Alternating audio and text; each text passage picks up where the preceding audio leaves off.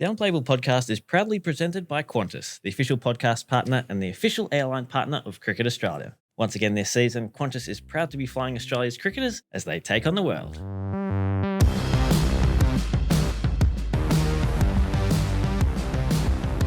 Hey everyone, welcome to another episode of the Unplayable Podcast. We've got a big show for you today. As always, Kane Richardson here, Josh Schonafinger is my name. And Richo, have you been told to move on by any former Australian leg spinners this week, or has it been a pretty quiet week for you?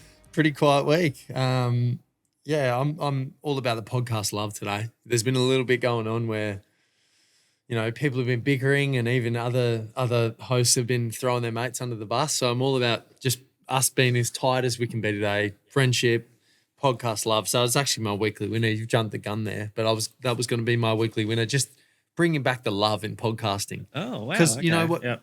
When we're kids, we dream about doing this one day and we do it for the love. Okay, so let's remember that. Friendship, we're here together, we're a team. We work together at all times. So thanks for the segue. But Wow, okay, yeah. yeah. That was not set up at all. So It wasn't. We actually haven't spoken until we got in here. We're saving our material for this podcast, but I just wanted you to know that. I wanted to get on the front foot and get it out there for everyone, but for yourself, that we're a team. We're equal. Thank you. Yep. You're welcome. Anyway, move on. I think it's about the third time you've awarded it to me as well. So nice. Us. That's to us. Okay, this to week. us, I'm going to give it to us. I like that. And because cricketers always say that they get the best results when they're enjoying the game and they haven't fallen out of love. So that makes sense. We're going to get our best results on this pod if we're just feeling the love. Like we did when we were kids, Absolutely, when we did this. Absolutely. My weekly winner, I'm going over to New Zealand first class cricket. Did you see this during the week? Brett Randall, got to get his name right. 5 wickets in 5 balls. The first time that's happened in first class history. Central Stags against Northern Districts. He finished with 7 for 25. Very handy figures, but 5 in 5 doesn't get much better than that, does it? Well, only 6 from 6 would be better. I actually watched it because you sent it to me because I wasn't following the live stream. I actually just turned it off before that happened. But it to be fair, the mode of dismissal, and I read the comments, there's a little bit of conjecture over the hat-trick dismissal, but he had it moving. He had the ball talking, didn't he? So remember the name. You actually got it wrong there. So let's make sure from now on we never get his name wrong. Which is? Brett Randall. Randall, I think. I made the same mistake. Remember the name, but pretty impressive start. Yeah, and maybe the umpire got a little bit caught in the moment with that third one, but that's okay, isn't it? Because at the end of the day, he goes and gets 2 more. So Well, part of history, yeah. I actually was surprised that's never been done. Like you think of how long we've been playing first class cricket. Isn't there records back in the 1300s or whatever it was? On wet pitches where guys take 1,500 wickets over their career and average 1.2 with the ball. So I'm actually surprised that never happened. So, yeah, at least the umpire is part of history. Whether that dismissal was wrong or right, it's in the record books forever. Amazing. One of the comments I saw, can you imagine the utter confusion and chaos in the change rooms when the number 7's padding up, even though he wasn't, it's a couple of overs into the match. It's like that bad dream. I don't know if you've ever had it, but a lot of cricketers have had that dream where you're next in, you're not even padded up. You're wearing like flip-flops walking around the outside of the ground. That's running between the wickets when you're stuck in the mud. That's the bad dream that cricketers get. So you're right. That probably would have been a real-life bad dream for a lot of that middle order. Yeah, because getting timed out, we don't see that a lot. But, I mean, this is a prime candidate. Is that how the 6th wicket fell? Maybe. We had some responses to our big 4 from last week, which was the best part-time bowlers. So thank you to everyone who got involved on Instagram and at podcasts.cricket. And at the email address podcasts@cricket.com.au. I'll get that right one day. Travis Head was mentioned a lot. Yeah. We didn't give him any love. No, but he was in the notes. He was in the notes, but we didn't officially nominate him. Michael Clark, of course. Yeah. Michael Bevan, left arm wristies, and Steve Smith, of course, with right arm wrist spin. He got a lot of love, as did Sachin Tendulkar, who took a lot of wickets, but of course he's known for his batting exploits, isn't he? So they're interesting. Michael Bevan, underused bowler, but he didn't bowl much, did he? Like even in white ball cricket. No, not a heap. Yeah, I'm just going off without looking at stats, but I feel like I never really got to see him. But I remember him bowling, but not. It wasn't enough to even be a part timer. He was What's the next category? Wow, yeah. What's below part-timer? Minimal timer. I don't know. Occasional. We had an answer from Dawsey as well. He said, I want to see Marnus bowl more, but hear me out, more as an off spinner. An off spinner. Yeah. Has he even bowled that before? I think we saw him do it a little bit for Glamorgan maybe a year or two Right. ago. So that's on the county grind where County anything side, yeah. it's a different game. Anything can happen and it's acceptable. Yeah. Not sure about that. Not sure about Well, that. declaration bowling in county cricket is a common thing. So maybe he was declaration bowling. We don't want that. No, that's a bad look. So Dawsey, no. And of course, one other shout out to Curtis Patterson, Yes. the New South Wales veteran who got his first wicket in professional cricket last week. It was can't really say an unplayable delivery to get rid of Jason Sanger, but it was a full toss, and Sanger, who was on 115 at the time, hit it straight to Charlie Stobo at at square leg, but doesn't matter, does it? It's in the book as a wicket. It does not matter. That must be an amazing feeling. Like he clocked up 100 first-class games for New South Wales recently, and you said it's the first week in all formats. And he's, approaching mid-30s. So he probably would have those sleepless nights thinking, is it ever going to happen? And there you go.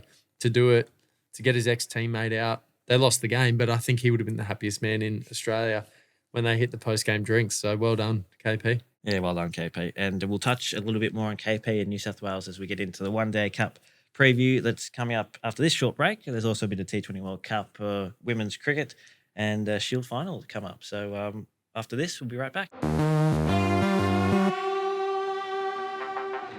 It's the One Day Cup final this week, Richo. March 11 on Wednesday. It's Tasmania hosting New South Wales. A great chance for the Tigers to win their first title in 16 seasons. They haven't won it since 2009-10, and they've got some big inclusions as well. Nathan Ellis, Matt Kuhneman, and Matthew Wade are all in the equation to return to the 11. They've had a great season so far. They won their first 5 games. A little bit of a stumble just after Christmas, losing their last 2, but you'd have to say they've been the most dominant side this year, and they were nominated by you right at the start of the season to be right up there at the end of the year. They were. It probably wasn't for the One Day Cup, but when you look at their team and the inclusions to come back in, you can see why they started the season so well.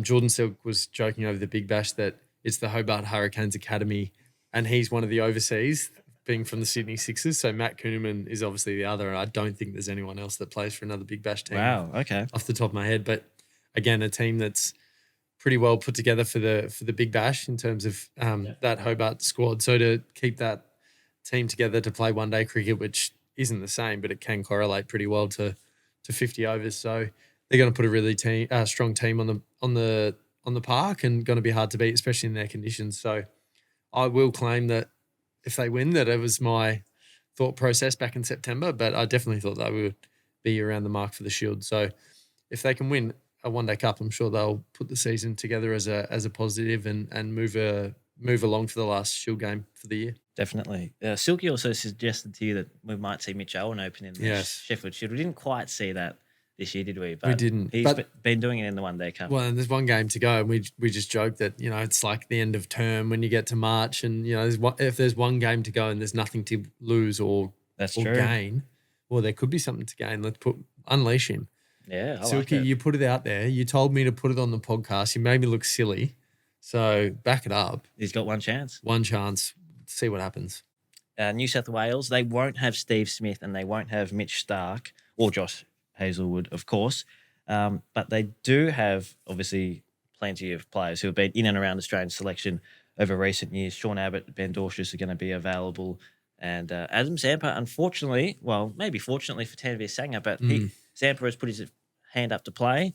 But given that Tanveer has been in and around, he's sort of said, well, he's the leading wicket taker in the competition. I'm going to let you play. It's unlikely to play 2 spinners down in Hobart, isn't it? Yeah, it's probably the last place you would pick 2 leggies for a 50-over game. So, yeah, again, from Adam's point of view, I'm sure he'd love to play, but also very, what's the word? Very unselfish. Is probably the word that, Tanveer's been there the whole year. So give him his opportunity. And he's obviously a player coming through that has been identified as possibly having a really long career in white ball cricket, especially for Australia. So to get a final under his belt at his age is beneficial, and probably the opposite of how Tassie are doing it. They're loading up, aren't they? They're getting a 40-year-old back from Australian coaching duty to bat in the middle order. But I mean, he's obviously an amazing player as well, so why wouldn't you do that? But you can't fit all leg spinners into the 11. So, yeah, very noble of Zance, and I'm sure Tanvir is very happy that he gets the opportunity. Yeah, as much as we'd love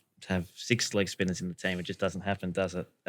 Curtis Patterson, he has hit 513 runs in this competition. It's the most out of anybody.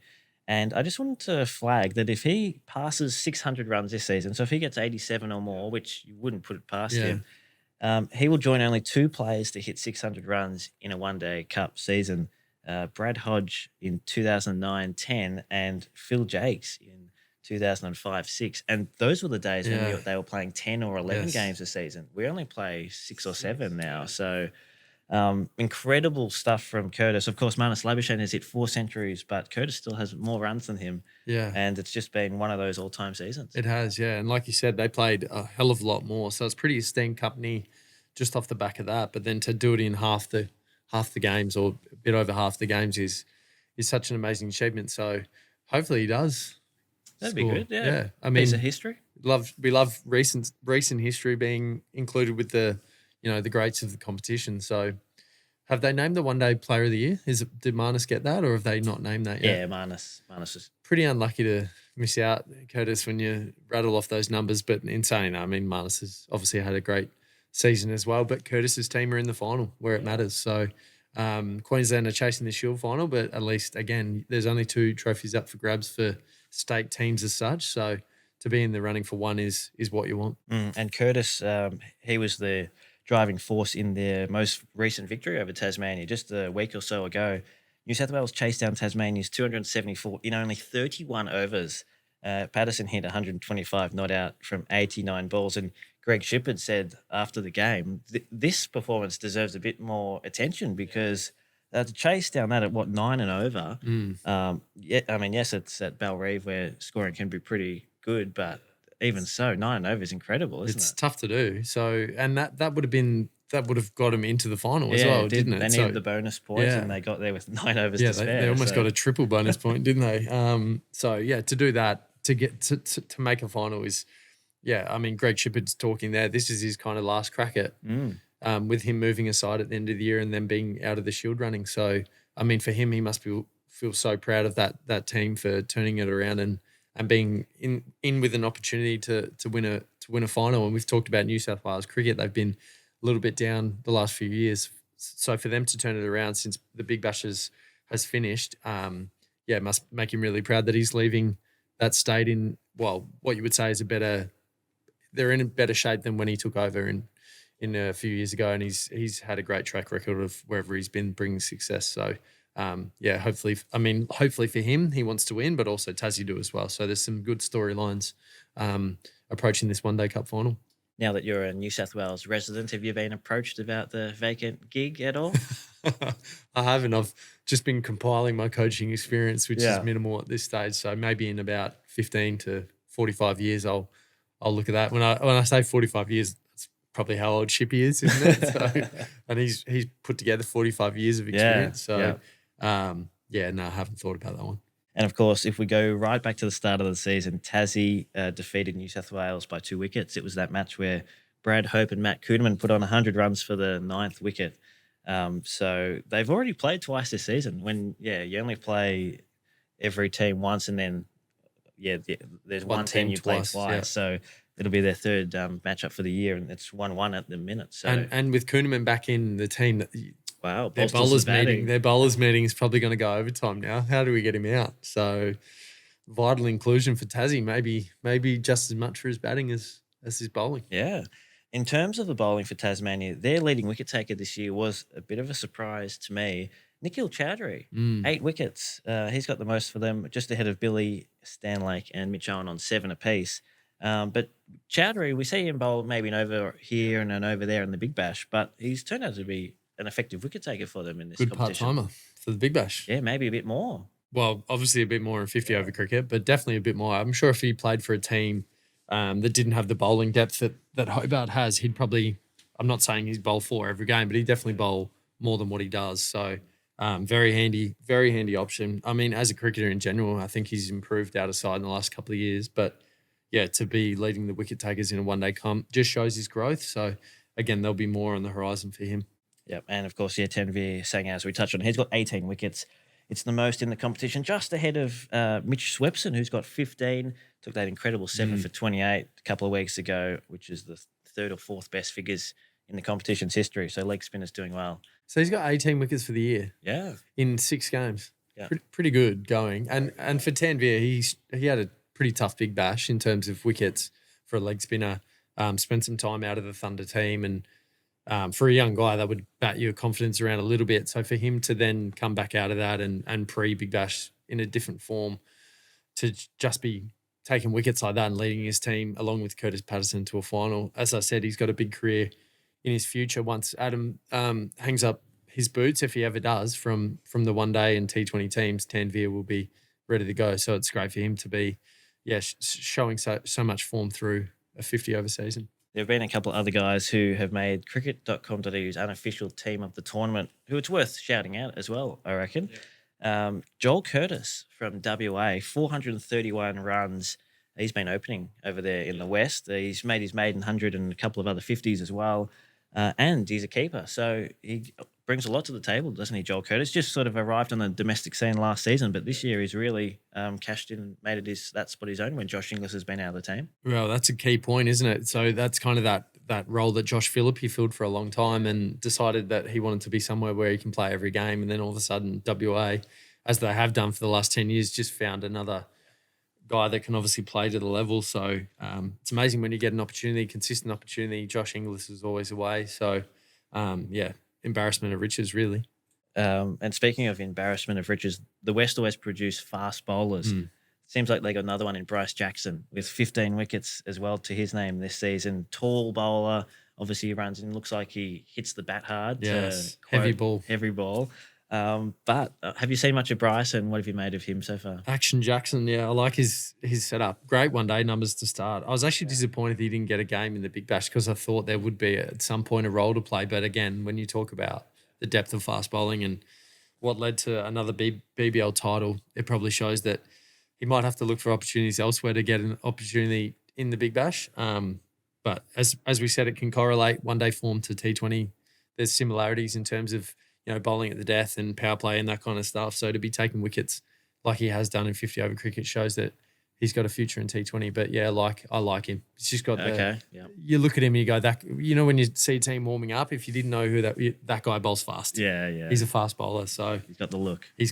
Yeah. He's got the pedigree. And I'm not sure if anybody nominated Tim Ward as their breakout player for this season, but he has all formats been in fantastic form. He's among the top run scorers in the Sheffield Shield. He's among the top run scorers in the One Day Cup with 305 runs and 200. Yeah. And then he had a couple of really impressive innings for the Hurricanes. He did. And he seems to bat all through the order as well. Sometimes he opens, sometimes he's 3 or 4. Adaptability. Very flexible and very productive player this year. Again, Jordan Silk's getting a good run here, but he did say at the start of the Big Bash, I asked him about him. I think Hobart maybe played a game or two, and I said, "Well, tell me about Tim Ward." And he goes, "Nah, good.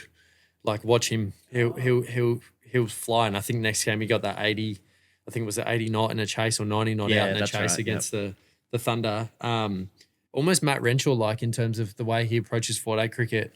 Old Matt Renshaw, how it used to be like, grind you out, but then puts the colours on and then all of a sudden turns into an expansive, strikes at over 100 in one-day cricket. So, again, not sure the age profile, probably mid-20s, so a lot of growth to go for him, and no doubt a 3-format kind of guy who's going to switch between and excel at all. So, I don't think anyone mentioned him on the breakouts. I was actually looking at those notes just before, so we all missed that trick. Yeah. Silky's getting a lot of love today, isn't he? So maybe should be a list manager, Silky. He's all over the place, isn't he? Definitely in retrospect, at the very least. The Shield final round is coming up. Round 10, it's down to 3 teams who can make that final. Victoria are already locked in. And then we've got South Australia currently sitting in second spot. Queensland, they're in third. Queensland need Victoria to beat South Australia this week. Yeah. And then Queensland are going to have to take care of Tassie down in Hobart. So that's not going to be easy. But it's South Australia at this point in time. They're in the box seat to have a crack at back-to-back for the first time in their history. They are. It's going to be interesting because they're playing Victoria at the Junction, which is going to be the final. And will Victoria just put the cue in the rack and say, wow, we don't really care about this week. Give them the opportunity, South Australia, to win and come back. But then is that going to, or do the Victoria just approach it like another game and it's actually going to be harder for South Australia to take some points and win? So therefore Queensland's in the box seat against Tassie, who have nothing to play for and what could be an underdone wicket. You know, they might win the One Day Cup. I'm going through some hypotheticals What does here. this mean? You've just The celebrating. If they win a One Day Cup, who cares about that last Shield game? I'm not saying that, but I'm saying, you know, let's just get through this game, put a green wicket up. Let's get through it in 2 days and be done with it. So it's going to be interesting to watch. If you're Victoria, do you want to play South Australia or do you want to play Queensland? I don't know. I do not know. I think, SA won last year, so I'm not sure you'd want to have them again. Yeah. And again, it's not like the old Shield finals where a draw, you just bat them out and take a draw and win. But then Queensland, looking at Queensland, there's still so many players in that team that you don't want to play in a final. No. Guys that had such a, Nessa, Labuschagne, like Khawaja, Renshaw, like there's guys throughout that team that in one game can turn it. So I'm not sure they're picking. I think they're just happy to hopefully have both those last games go for the duration and get lots of overs into the bowlers, and they're all chasing that win for South Australia and Queensland. So they're going to be throwing everything at it. So tune into that last round of Shield cricket. It's going to be fascinating. Definitely. Of course, it's all live and free on the Cricket Australia live app and cricket.com.au. It feels like though with Victoria, they could rest Boland and Sutherland and Perry, and then they've still got O'Neill and Elliott and Murphy and a few others McClure who seem to take wickets. So they've got an embarrassment of riches. They do there at the minute. And again, will they underprepare a wicket just to get through the game? Not, you don't want to get 45 overs into each of your quicks on a flat one, but then you do want to, if it's South Australia making it through the final, you do want some toll on their bowlers as well. So there's so many mind games that to be played out and pitch doctoring and all that stuff. Not saying it happens, but the fun and games of Shield cricket, it's alive and well going into the last round. What a broadcaster's delight to get all results possible for the top three. Definitely. And the live ladder in the Sheffield Shield. Yeah, be following it. Ladder predictor. Definitely. The Aussie women, well, they signed off in fine style, didn't they? Alyssa Healy, after 299 games, she's played her last one. They won the test match in Perth by 10 wickets, which means they won the series over India 12-4 on the points table there. Great to see a hero signed off like that. I saw some stuff on the socials about a great team song rendition and a human pyramid on the outfield of the Wacker ground as well. So she's going to be missed, isn't she? I mean, we'll hear her in commentary and her thoughts on the games will still be there. But in terms of her personality and her performances, wow, she's going to leave a big hole. Absolutely, yeah. Well, a generational player, as it turned out, the way her exploits throughout that golden generation that won so many trophies, she was front and centre as, opening the batting, being such a key cog of that kind of that team for so long. As you said, she'll still be around the game, and her insights, I think, on comms, I think she's taken to that really well. So, but yeah, that stuff is what she'll miss. I reckon that those stories that you spoke about as after they won that series, and I think that's what a lot of guys miss when they do retire, is that you can't really do that in the comm box anymore, can you, at the end of a series? You being part of the media, you probably haven't. Well, maybe after our last podcast this year, we should have some celebration. Okay. Get out in the outfield and take our shoes off and maybe. But it's not different. It's different, isn't it? So, but yeah, what a career. I don't think I have the words to sum up what she did, but she's going to leave a massive gap. And it's funny how cricket moves on. They're off on a tour pretty shortly, aren't they, to the Caribbean, and someone else gets an opportunity to take her spot and make a career of their own. But amazing career, Alyssa. And they've got a ready-made keeper replacement in Beth Mooney, who's already taken the gloves and started that transition. So, cricket moves on very quickly, doesn't it? Annabelle Sutherland got her 4th Test century in this match as well. Her stats at the Wacker ground in Tests, I'm not sure if you saw them, but she's averaging 169 with the bat and 8.7 with the ball. So, pretty good. I mean, you want to play every game there. That's probably first picked, isn't she? I think so, yeah. Breakout player, perhaps. Well, should I check the notes? I was going to mention one name, Lucy Hamilton, Oh, yeah, there you on go. debut. What'd she take? 6 for 63 over the game. Fantastic. Yeah. And I thought you had her as a breakout, but you didn't. It was Jack, Louis, and Laura all. Did they all? They all did. Yeah, so So they saw it coming. it comes that time of the year, the report cards come out for those. We probably have to go through them in Might be next week, yeah. I think so, but Yep. there's one that they all got right, and Big tick for Lucy Hamilton. massive yeah. tick. And what a place to debut as well for Test cricket. Yeah. To debut there and do as well as she did at 19 years old. Like, No sign of nerves at all. She None. just went out there, looked like a professional, like as if she'd been playing at the top level for 10 years. exactly, yeah. Very few loose balls from what I saw, on the money, got it to swing. Like, how good is this? Oh, She's that's everything you 19. want. That's everything you want, isn't it? So you talk about cricket moving on. All of a sudden, you've got a 19-year-old who looks like he's going to be there for the next 15 years. So, again, that's the product of Australian cricket pathways in both male and female. That hopefully there's always just someone pushing through, isn't there? To when these greats of the game, and same in the men, we're going to be under that pressure at some point. Where Alyssa's better half, that kind of thing. When they move on, they leave a big hole. But hopefully, there's people pushing through that are ready to take it. And in terms of Lucy Hamilton, well, at last year's Under-19 World Cup, she's batting top order. So it's not as if she's just a bowler. She's a genuine all-rounder, and we'll see her slowly move up that order as well, I reckon. Well, it's kind of like Elise Perry started that way, didn't Yeah. she? It was more a bowler, Yeah. and then Yeah. look at the exploits she's turned out. Annabelle to. Sutherland too. Annabelle Sutherland's the other one. So it's there's a pretty good little lineage there of how careers start. And I mean, Steve Smith's another one in the males that started as a leggy, and then all of a sudden is the best batsman, second best batsman produced, arguably. So, watch this space with their batting. Shout out to the Don. Is that who I was talking about? Wow. Yes, it was. And now Australia move on to the West Indies, as you touched on. They won't play a test match there anymore, which was originally scheduled, but that's been scrapped. They're now going to play 3 ODIs and 3 T20s. That'll be quickly followed by the T20 World Cup in England. Alyssa Healy said Australia might be sneaking under the radar at that T20 World Cup. I think that's maybe asking a little bit too much. This is the Australian women's cricket team. After all, even though the T20 format is looking like their weakest format, and I say weakest in a very relative sense because they're still a strong team, but they do have a few question marks to answer in that side. So it will be a fascinating little build-up towards that big tournament for them. Absolutely, yeah. But I think that's great lead-in, going to the Caribbean so quickly after this home series and as we said, giving opportunity now to the next group coming through. And T20s, again, anything can happen in the World Cup. So you say it's probably not their strongest format, but anytime a team has had experience winning, well, especially 50 over World Cups that they've dominated for so long, there's proven match winners throughout that are still there.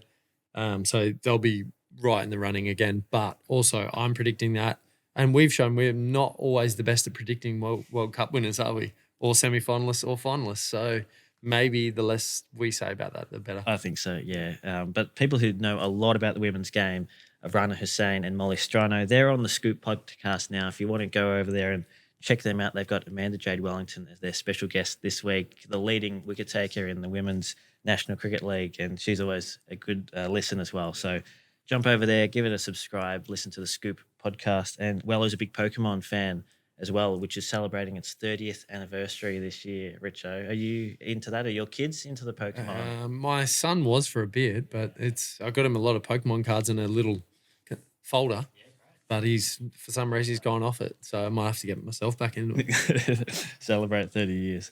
The T20 World Cup final, Richo, we should touch on, of course. Yeah. That was happening. Yeah.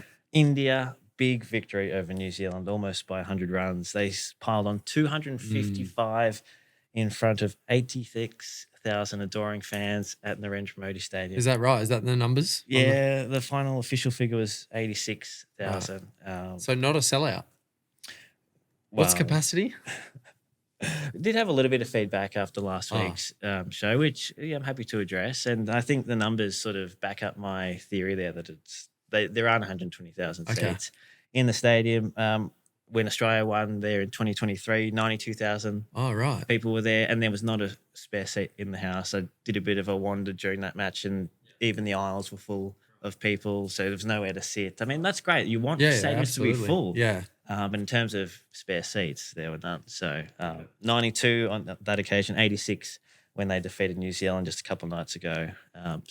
They conquered their demons, didn't they? They certainly did. They certainly did. We spoke about it last week and said they've the 23 World Cup final, but also the game during this World Cup that they lost. So that maybe there was some nerves going back, but obviously not. They packed on 255 or 256, as you said, batting first in a T20 World Cup final is a pretty good position to be in, especially when you got Bumrah in your team. So it's basically a 16 over game for the opposition in their reply. So we say that we're mentioning it now, and neither of us picked them to make the final. But I mean, it's no surprises, is it? That now when you actually sit back and look at their team in their own conditions, they win the game.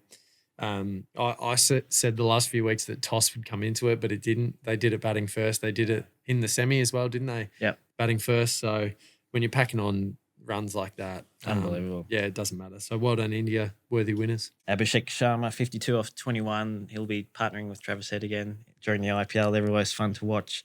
Ishan Kishan, 54 off 26. I mean, a breakout tournament for him as well. And Sanju Samson, who was your weekly winner last week, finishes the tournament with 97 not out to beat the West Indies, 89 to beat England in the semi-final, and then 89 again in the final. I mean, talk about big game play. We'll touch on those in just a second, but he has come to the fore when the pressure is at its highest. Yeah.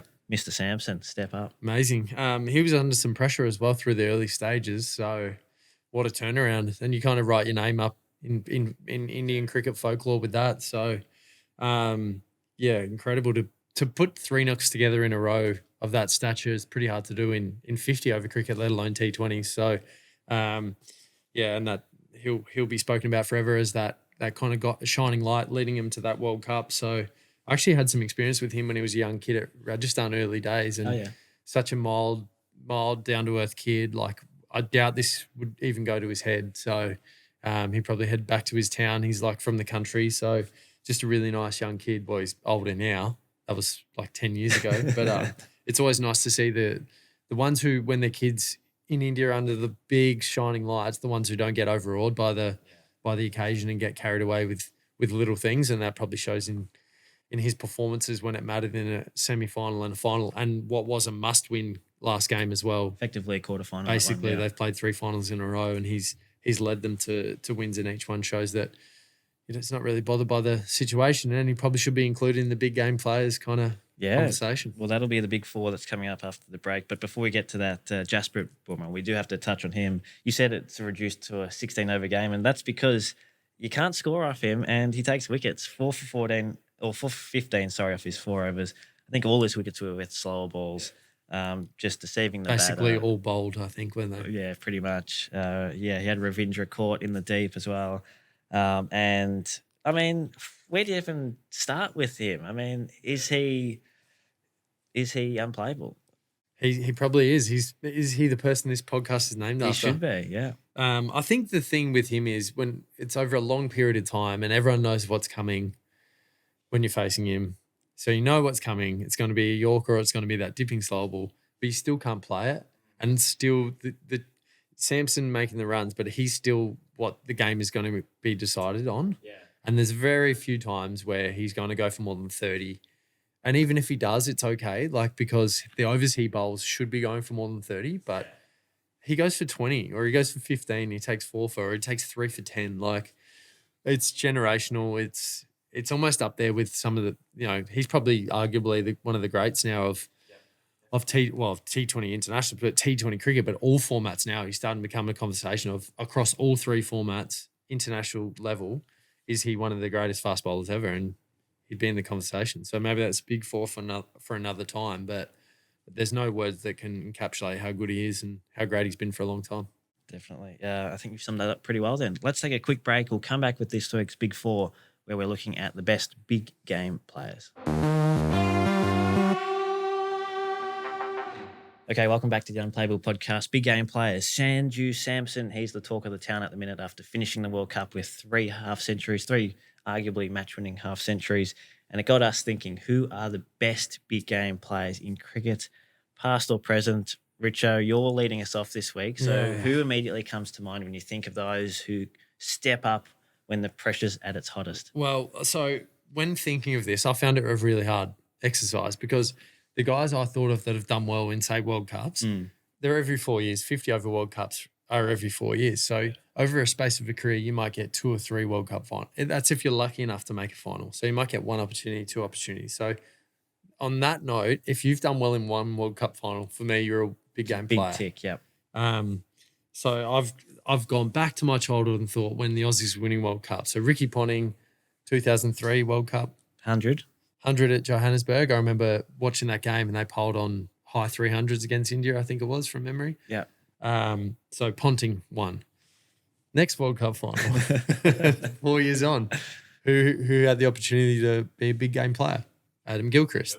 What did he make? 100 and whatever it was, chasing. 49, yeah. No, it was setting. And then they defended in darkness, didn't they? That's right, against Sri Lanka. With the squash ball. So, and then we go on, 2015. Yep. James Faulkner. Yeah, Faulkner. Player of the match in the final, wasn't Definitely, he was.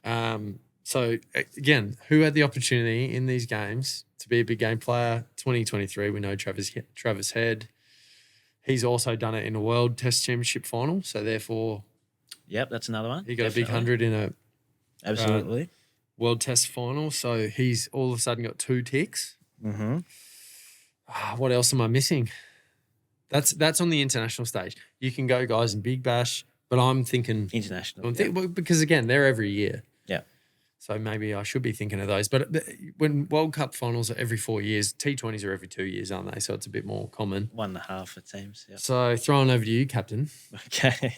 I found it really hard to think of anyone else. I like those ones. Well, Steve Smith is one who you could mention, I suppose. He had the World Test Championship final. He had a World Cup semi-final 100 in that 2015 one. Yeah. And then he hit the winning runs maybe in the final. Yep. So he's probably got to be up there. Yeah.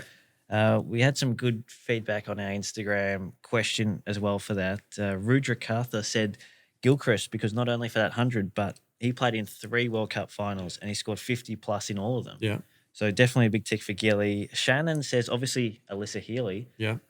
In the 2022 ODI World Cup, she hadn't done much for the whole tournament. And then in the semi, cracks out 129 against the West Indies and then 170 against England in the final. So that's pretty good. That's pretty good. Yeah. And then Agnes says Alex Carey has proved himself this Ashes with some big knocks. Maybe not in terms of the big trophy-winning moments, but he's been there when the match has been on the line in Test matches a lot. Good point, because you could say the waiting for an Ashes Test is, they're pretty high pressure environment. So especially if it's a game that, like he had a knack, didn't he? That was a career defining Ashes for him, but he always seemed to stand up when Australia needed. So not what you think of when you think of a big game, but it is a big game. Every Ashes Test is a big game, ones that matter, especially the first, 2 or 3 of every series. So yeah, worthy nomination. I also wanted to shout out Shane Watson, who in the 2009 Champions Trophy went 100 in the semi and the final. Champions trophies now. Against England and New Zealand. Well, it's not quite World Cup. But it's a trophy. Trophy on the line. It's a big game. It's probably not as big, but it's still a big game. I think that's pretty good. Back-to-back hundreds. And then I've gone through the stats as well for a more impartial view on this. Martin Love in the Sheffield Shield holds the record for 500s in Shield finals. Wow. That's pretty impressive stuff. Brendan Doggett is the only player in history to have 3 5-wicket hauls in Shield finals. So he did 1 for Queensland when they won and then 2 last year for SA. Yeah. And apparently, according to some reporting by Will Taylor from cricket.com.au, he could be fit for the final. He's coming back. So the final specialist. The final specialist, Brendan Doggett, he's coming back. In terms of one-day cup, well, you probably don't have to go far to guess. Michael Bevan is, of course, the one who comes to mind here. In one-day cup finals, averages 97 with 850s from 14 innings. So, yeah, Bevo. How many not outs? Yeah, a lot. All of them. A lot. And then in terms of the Big Bash, so I've included all finals here, like the qualifying and the eliminator and all those sorts of things. Sean Marsh comes out on top there. From 9 finals, he averages 85 with 650s. Wow. So, sauce. Now you say it, it does make sense that they come from teams that always were making finals. You can't really be a big game player if your team finishes 8th or 6th in the Shield. So, yeah, that does check out. And those names are worthy of being called big game players, aren't they? They're not just once off. So, no. Again, I found it a really hard exercise because there's probably not a guy that stands out like in other sports, there's always, best on ground in the grand final. Such as? Well, Dustin Martin's the famous one in footy, isn't he? That 3 Norm Smiths. So there's not that one guy that we think of in cricket. There's a range of guys, as we've just spoken about, and I'm sure people listening to this will think of some more, so send them in. But yeah, I found it a tough exercise. Send them in to podcast@cricket.com.au or send us a DM on Instagram if you're so inclined. Absolutely. We'll read them. Absolutely. We'll read them and we'll read out the best ones on the show. So, Richard, I think that just about does us for this week. Quick shout out. Absolutely. Who have you got there on your shirt? You're Hollywood showing us. Cricket. Okay. What's Hollywood Cricket? Reece Topley, Lockie Ferguson, Adam Zampa have put their brains together and their style, and they've started a cricket fashion brand. Is that the hat that you're wearing as well? This is the hat as well. I've got the full ensemble on. So this is an early mock-up. This is a sample. I don't think you'll be able to buy it, but keep an eye on their socials. Hollywood Cricket. It basically taps into the roots of cricket in Los Angeles. Very common for English actors back in their time when they used to come to the States to play cricket. To not play cricket, to film their Hollywood movies. They wanted to play cricket in their spare time. So there's quite a rich history of cricket in LA, and now these guys are tapping back into that. So give them a look on socials, follow closely. I think there's some stuff in the works. All right, maybe are they angling to sponsor the podcast? Maybe? Well, maybe. I reckon you would look pretty nice in this. And as we said, you might start to unbutton it a bit more as we start to get to the end of the podcasting season. But could be a future sponsor. Why not? As we run the credits at the end of the show, who we dress by? Hollywood Cricket. It'd be nice. Yeah, so for those who are listening and not watching, Richo's in a blue T-shirt, not a T-shirt, but a button-up shirt. Doesn't button all the way either, does it? I think it's based off the old World Cup shirts that they used to wear in the 80s. Yep. It's got a pocket, top left, and he's got a blue hat, which has some sort of white rose on it. I think there's must be a native flower of that region. Yeah, it's not Yorkshire related. Well, it is a very white rose, isn't it? Yeah. But maybe that's similar kind of thing in California. Good. Okay, but, so something to look out from Reece Topley. Reece Topley, Lockie Ferguson, Adam Zampa, and some others, but they're the cricket-centric guys that you would know, so keep an eye out. Is there a Kay Richardson involved in this adventure as well? No, I'm just I'm busy with my media commitments now, so I didn't want to have my finger in too many pies. And as you said, maybe a possible coaching career. That's right. So I don't want too much going on, so I'll just sit. But I thought I'd give them a shout-out today. Very good. All right, we'll catch you next week, mate. I'll bring the shirt for you. Thank you. See you then.